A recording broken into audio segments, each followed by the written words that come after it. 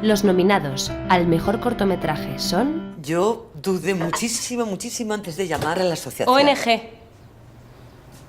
Es una ONG. Sí, una ONG. Dudé muchísimo, la verdad, porque es que es una decisión muy importante.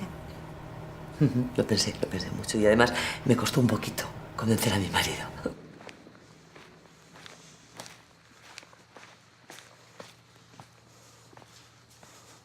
Vete.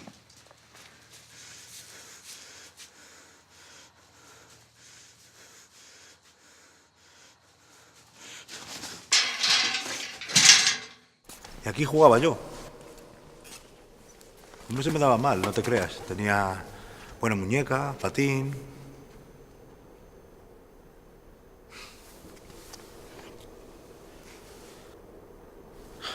Pero tuve que dejarlo. ¿Por qué? Porque no me daba para comer, hijo.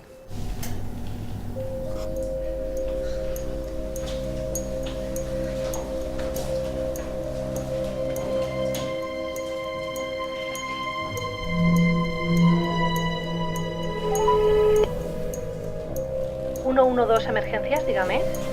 Han entrado a robar en mi casa. Que me imagine yo que me pasa eso a mí.